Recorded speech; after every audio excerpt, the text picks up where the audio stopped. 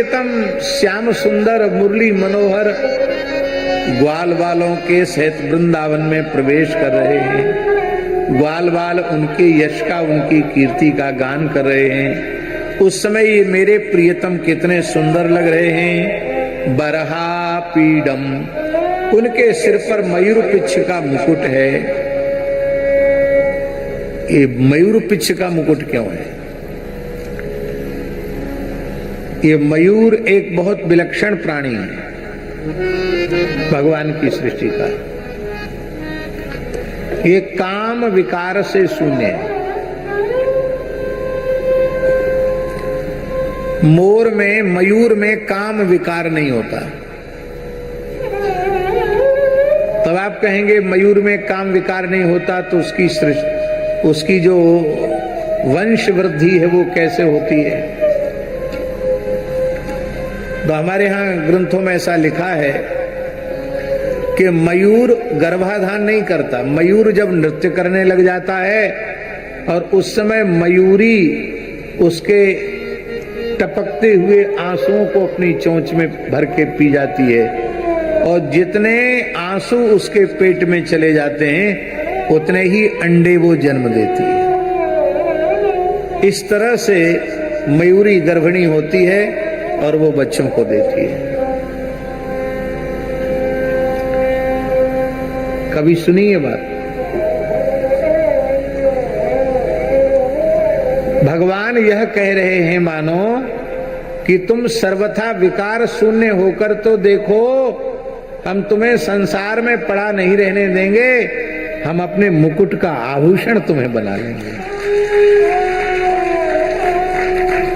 पर तुम काम विकार से शून्य होकर के तो देखो। एक भाव। दूसरा भाव, भगवान श्याम सुंदर की लीला में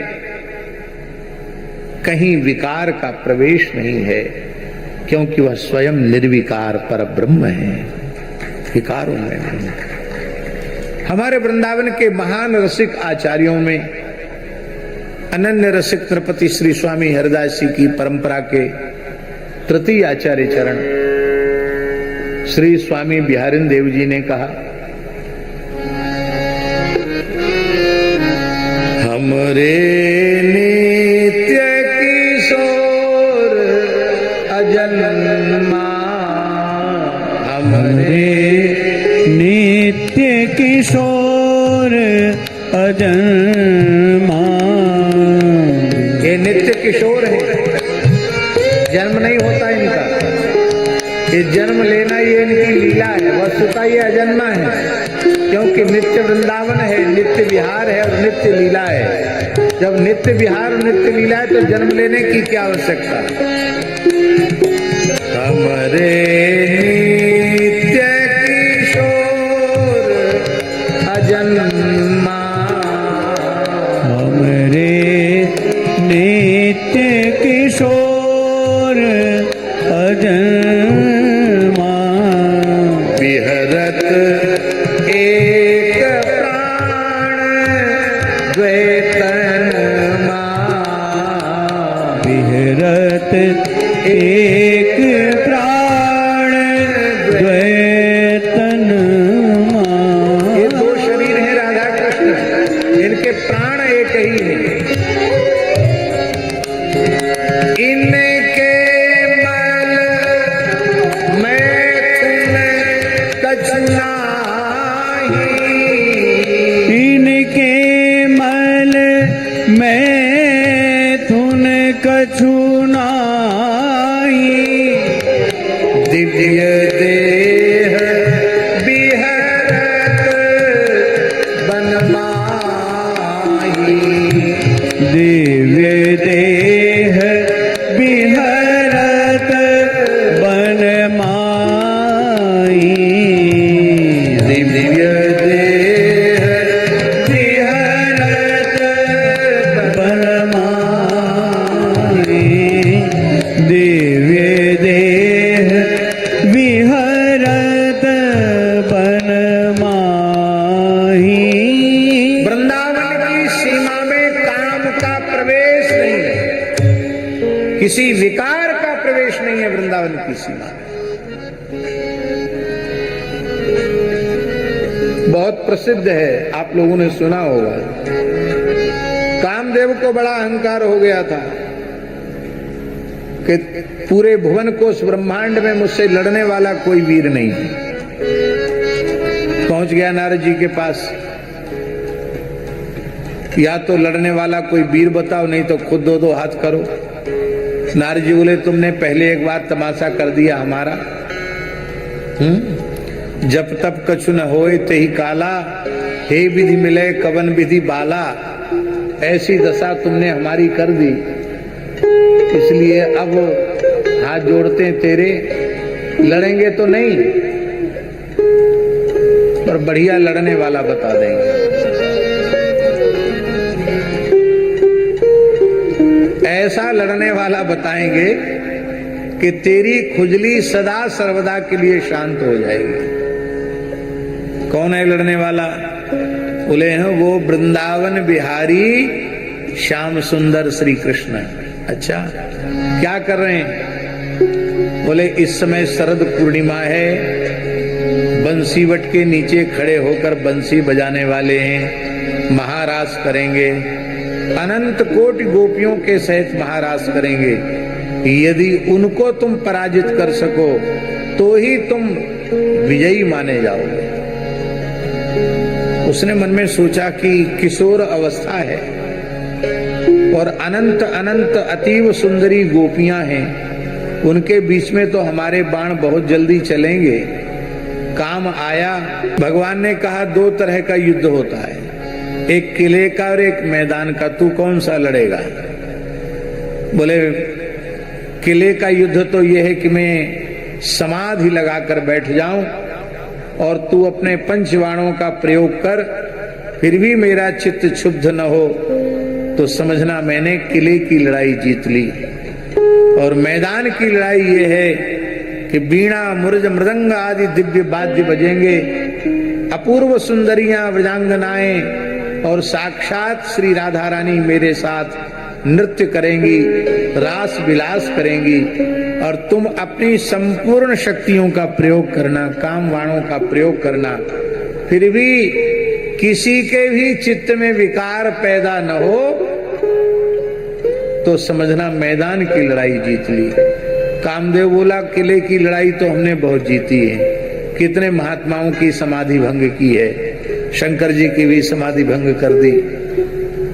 मैदान की लड़ाई अब तक नहीं लड़ी है, मैदान की लड़ाई लड़ूंगा। भगवान ने कहा तो तैयार हो जा।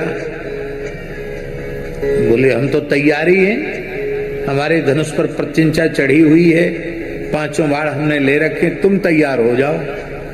ठाकुर जी बोले भाई तैयार भयो।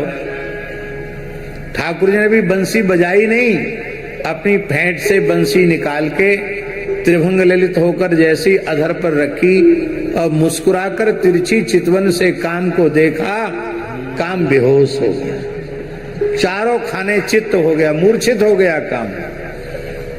भगवान हंसने लगे, बोले बड़ा भारी डींग हाँक रहा था मैं लड़ूंगा लड़ूंगा लड़ूंगा, हैं? अभी तो कोई बाजा ही नहीं बजा, अभी श्री जी के नूपुरों की ध्वनि तो इसके कानों में पड़ी ही नहीं, अभी ब्रजांगनाओं का पंचम स्वर तो इसके कान में पड़ा ही नहीं है, और ये इसकी ये दशा हो गई।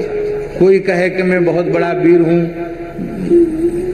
सीमा पर लड़ने हमको भेज दो, और विजय बिल्कुल पक्की, हमारे में इतनी शक्ति है कि विजय तुम्हारी, राष्ट्र की विजय पक्की होगी। इतनी डींग हाके और एक पटाखा की आवाज सुन के उसके कपड़े बिगड़ जाएं, बेहोश हो जाए, तो उसको वीर समझा जाएगा क्या? उसको वीर तो नहीं समझा जाएगा। तो अभी तो कुछ हुआ ही नहीं, बेहोश हो गया। भगवान ने कामदेव की टांग पकड़ी और उसको घुमाकर वृंदावन की सीमा के बाहर फेंक दिया। वृंदावन की सीमा में कोई विकार नहीं। आप लोग कहेंगे हम तो वृंदावन में रहते हैं, हमको वहां क्रोध भी आता है, काम भी आता है, लोभ भी आता, मोह भी आता है। भैया तुम बाहर से तो वृंदावन में रह रहे हो, लेकिन अभी भीतर वाले वृंदावन में तुम्हारा प्रवेश नहीं है। ध्यान में यही बात, बाहर शरीर भी वृंदावन में रहे और हमारा अंतःकरण भी वृंदावन में रहे। ये वृंदावन क्या है?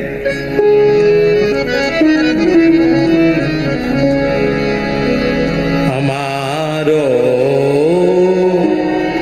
वृंदावन, हमारो वृंदावन पुर और, हमारो वृंदावन पुर और, हमारो वृंदावन उर और।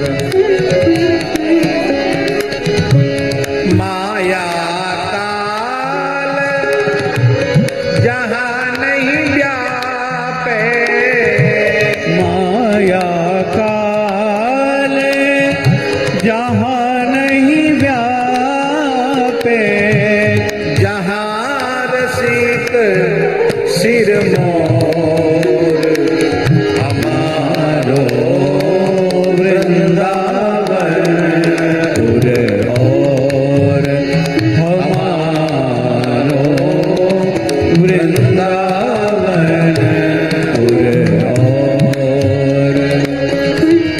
छूट जात सद असद बासना, असद वासना मन की दौरा दौर, मन की दौड़ा दौड़। भगवत रसिक बतायो श्री गुरु, भगवत रसिक बतायो श्री गुरु, अमल अलौकिक ठोर, अमल अलौकिक ठोर, हमारो वृंदावन पुर और, हमारो वृंदावन पुर और। शरीर भी वृंदावन में रहे और अंतःकरण भी वृंदावन में ही रमण करे तो कोई विकार तुम्हें छू नहीं सकेगा।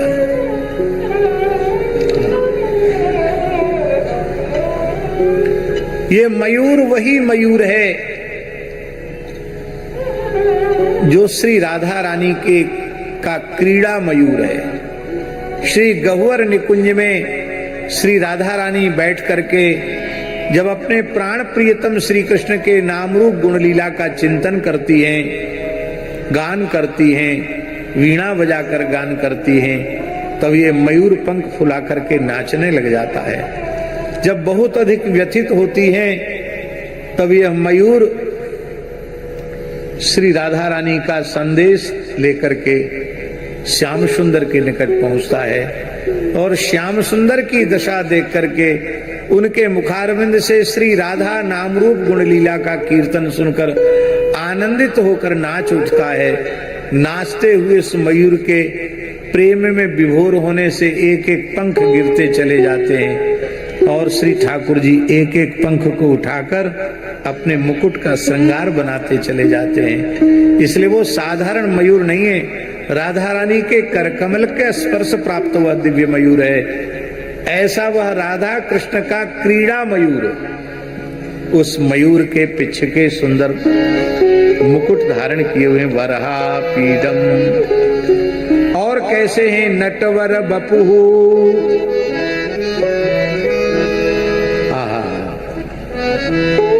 वरहा पीडम नटवर बपुहु। नटवर बपू, उनका जो बपू है श्रीअंग है वह नटवर है। नटेषु नटों में सबसे श्रेष्ठ है। नट किसको कहते जानते हैं? मंच पर अपनी कला को प्रस्तुत करने के लिए जो सज धज करके उपस्थित होता है और अपने हाव भाव से दर्शकों के चित्त वित्त की चोरी कर लेता है, उसको नट कहते हैं। यह ब्रजमंडल श्याम सुंदर का लीला मंच है और इस मंच के नटवर श्री कृष्ण ही हैं। ये सहज सुंदर हैं, कोटि कोटि कंदर्प दर्प दलन करने वाला इनका स्वरूप है। और ये नटेषु वरह क्यों हैं? बोले कोई भी नट इनकी समता नहीं कर सकता। नटों में सबसे बड़े कौन हैं? ये गायन वादन नृत्य करने वाले, कला दिखाने वालों में सबसे बड़े कौन हैं? कौन है? शिवजी। नटराज राज नमो नमः। नटराज राज हैं भगवान शिव।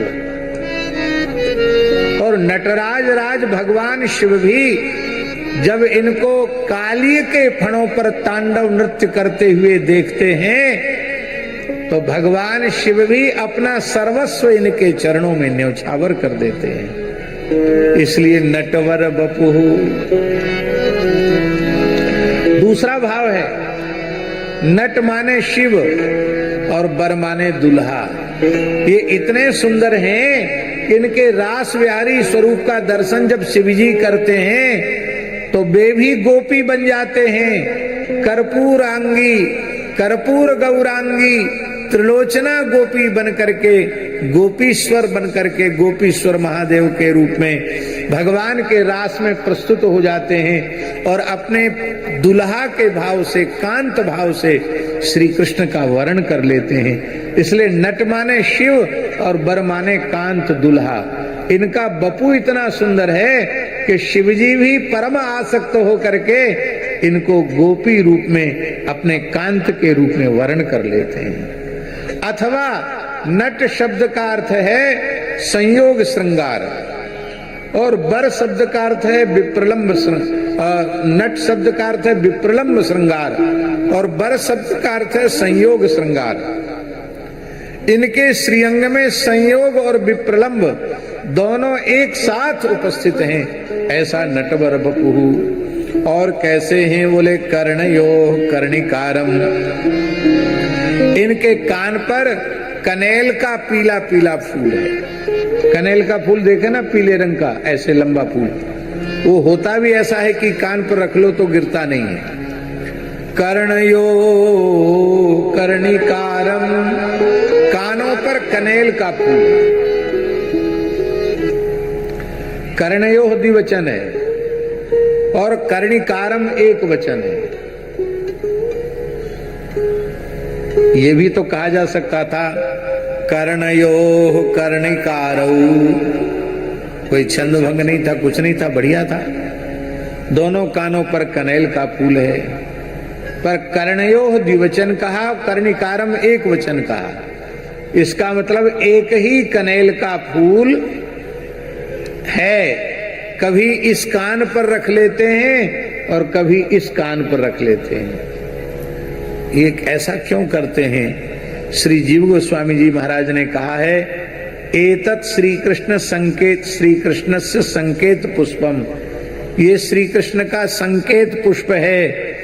कदाचित दक्षिण करने विदधाति, कदाचित वाम करने।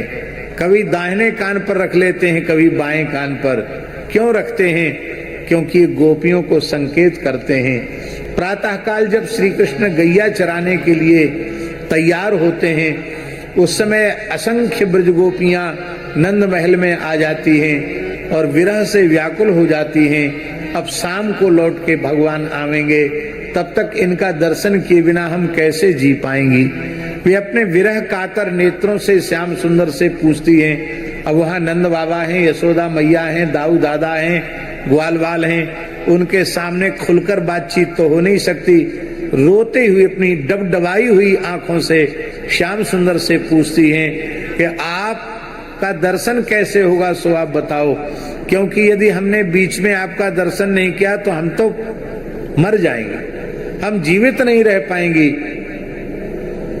अब ठाकुर जी भी सबके सामने कैसे बोलें, तो श्री ठाकुर जी क्या करते हैं, फूल हाथ में लेते हैं, ऐसे उसकी ओर मुस्कुरा मुस्कुरा कर देखते हैं, मानो गोपियों को संकेत करते हैं तुम्हारा मन ही सुमन है, और तुम्हारा मन रूपी जो सुमन है, पुष्प है, वो संसार में नहीं है, वो तो मेरे पास है।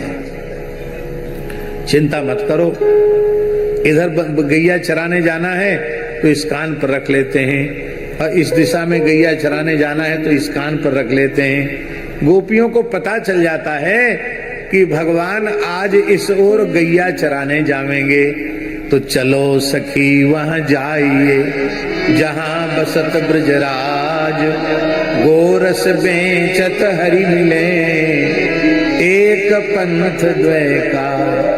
उसी दिशा में गोपियां और दूध दही बेचने के लिए चलती हैं। कर्णयो कर्ण, महाराज जी ऐसा भी महापुरुषों ने वर्णन किया है कि गोपी दूध दही बेचने तो चली है, लेकिन श्याम सुंदर में चित्त उसका इस प्रकार से लग गया कि दधी को नाम बिसर गई ग्वालिन, ले ले रोकोई श्याम सलोना। अरे दही ल्योरी दही, दूध ल्योरी दूध, ये कहना भूल करके अरे कोई श्याम सुंदर ल्योरी श्याम सुंदर, अरे कोई मदन मोहन ल्योरी मदन मोहन, ऐसा कहने लगी। इस भाव का स्मरण श्री संत मलुकदास जी ने भी किया है।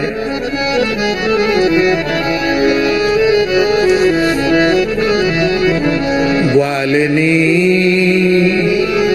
रांची हरि के रंग, ग्वालिनी रांची हरि के रंग, ग्वालिनी रांची हरि के रंग, देह सुरती सब बीसरी,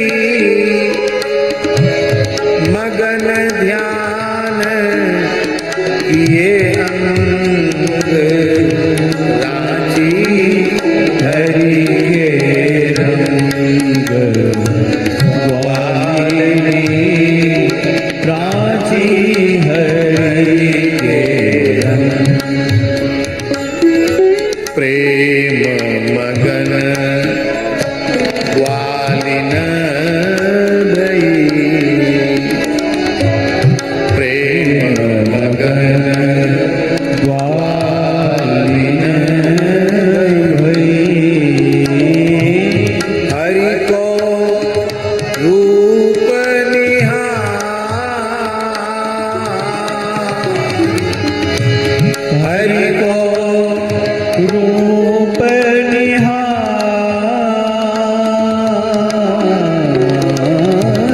एक उत